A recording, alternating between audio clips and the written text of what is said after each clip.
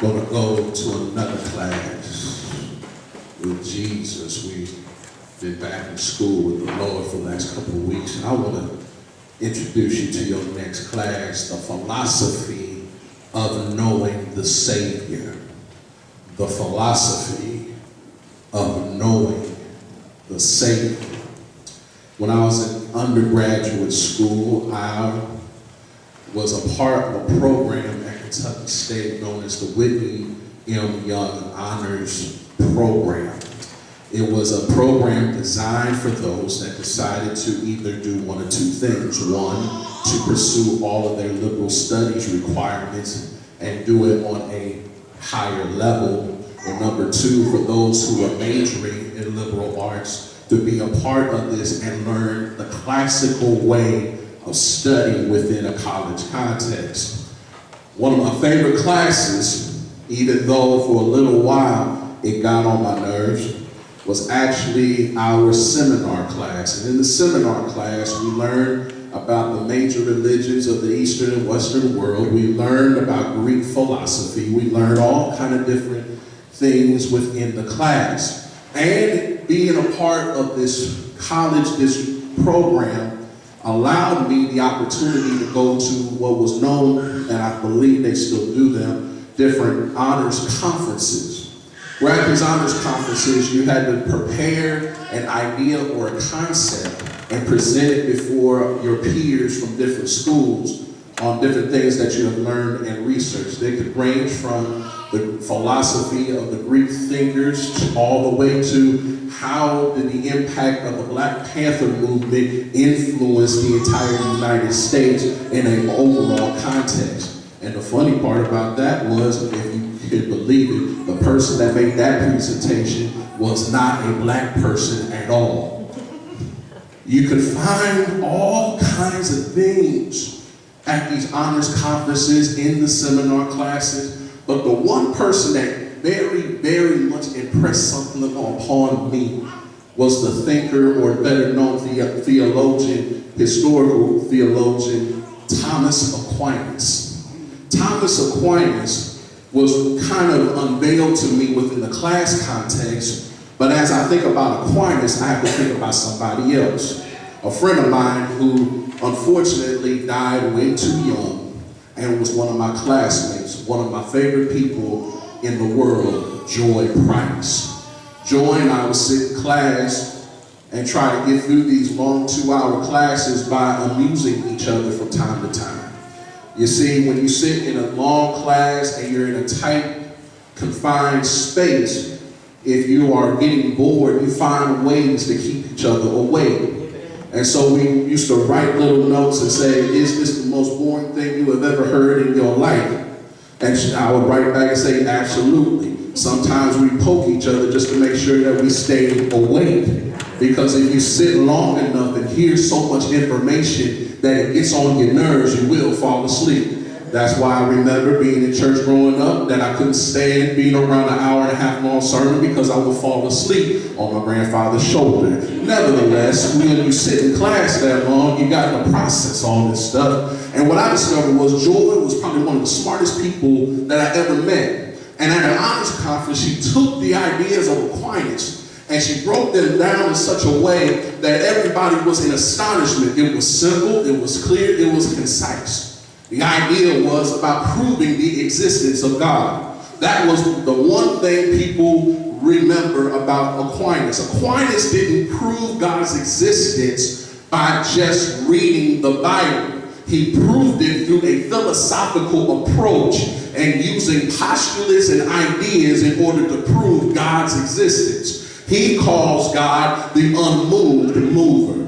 In other words, the one that dictates everything but cannot be moved, because before him there was nothing, and after him it can't move him whatsoever.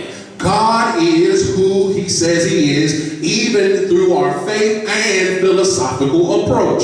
So no matter which way you turn, the existence of God can be proven on many different levels. And I said all that to say that every now and then, because some people still don't get God all the time, you have to address the nature of God to people in a way that they're going to catch him. You see, the people that were around Jesus in this text, they were intelligent folk. They were Greeks. They were people that always wanted to go through natural process of understanding information. That is their whole history. They're the philosophers. They're the ones that would sit down for hours on end and talk about God's existence, their existence. Was there an afterlife? Is there more to this world than just what I'm going through? Who is humanity? What is it to be man or woman? They went through this on a regular basis. So when you look at the text and they say, now it says that the Messiah lives forever. They're talking about what they have read and what they have heard.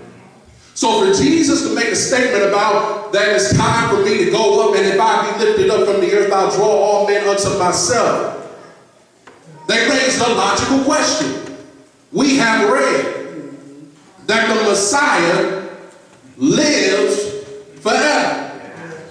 And now you're talking about the Son of Man. Who is the Son of Man? Now you have to realize that Jesus was not only God, but he was human. But he was so human that he was intelligent beyond belief. His response wasn't even about who the Son of Man is. He took it to a whole nother place. He said, the light is with you but for a moment. Causing the people to shift their thinking into something totally different. He's saying, the light is with you for a moment. If you're walking in darkness, you need some light. If you don't have the light, you don't know where you're going. So while you got the light, hold on to it so you know where you're going. Yes, sir. Seems simple enough, don't it? Yes, sir. But after he says all this stuff, he goes even deeper. He said, while you have the light, believe in it and become children of it. In other words, don't just know of, believe in the power thereof, and be reproduced as children of the same thing.